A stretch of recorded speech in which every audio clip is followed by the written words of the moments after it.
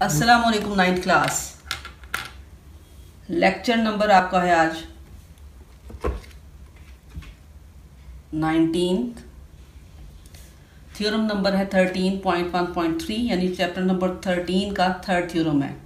The sum of any two sides of a triangle is greater than the length of the third side. यानी triangle आपके पास है ABC और prove आपने ये करना है कि कोई सी दो साइड्स का सम यानी measurement of AB plus measurement of BC is greater than measurement of AC। Similarly measurement AB plus measurement AC is greater then measurement BC. Then the third option is measurement AC plus measurement BC is greater than measurement AB. ये तीन conditions हो सकती हैं, यानी कोई सी भी दो sides को आप उसका सम निकालें तो वो थर्ड साइड से ग्रेटर होना चाहिए थ्योरम के मुताबिक।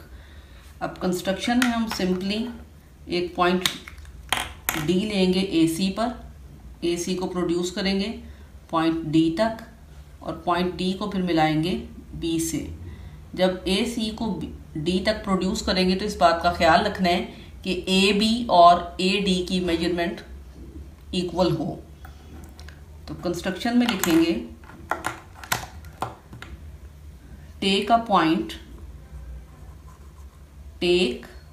पॉइंट D on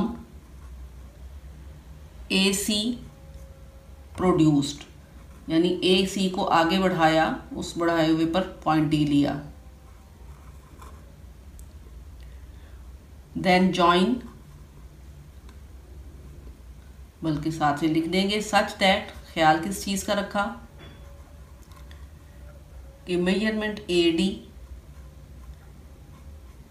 या line segment AD is congruent to line segment AB. Then join D to B. जब आपने ज्वाइन किया D को B से तो हमारे पास तीन एंगल बन गए। पहले एंगल B था, ABC थे, लेकिन B के ऊपर अब दो नए एंगल बन गए। तो एंगल 1, 2 और 3। Name the angles, name the angles as angle 1, angle 2 and angle 3। अब आते हैं इसके प्रूफ की तरफ।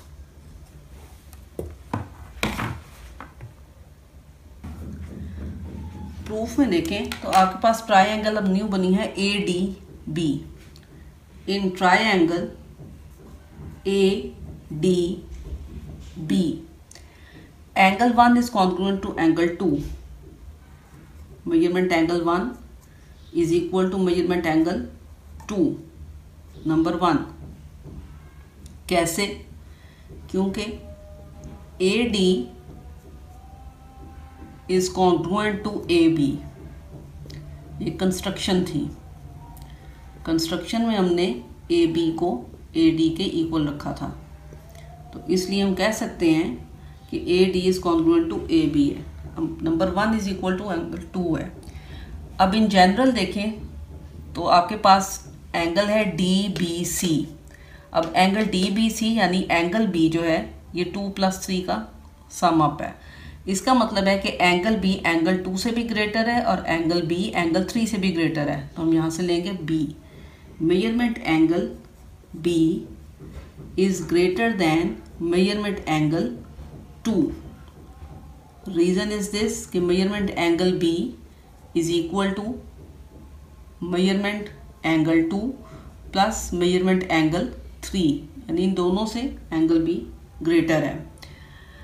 अब यहाँ पे ये रिजल्ट नंबर है 2।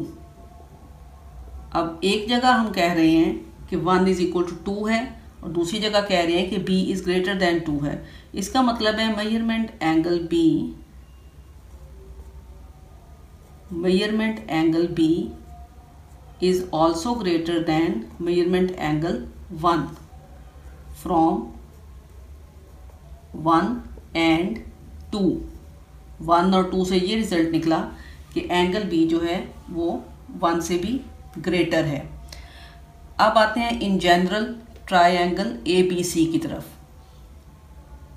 ये रिजल्ट नंबर है 3।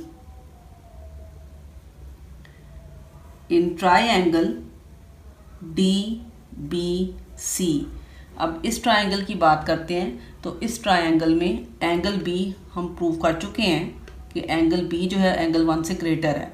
तो ग्रेटर एंगल की ऑपोजिट साइड जो होगी वो लॉन्गर होगी स्मॉलर एंगल की ऑपोजिट साइड से। तो एंगल बी की ऑपोजिट साइड है measurement C D. Measurement C D is greater than measurement BC from 3।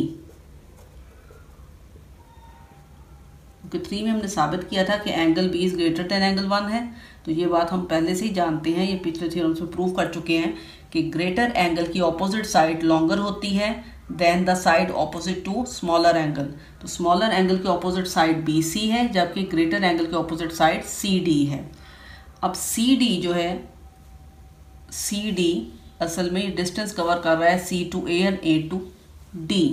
CD की जगह हम लिख सकते हैं measurement AC plus measurement AD is greater than measurement BC।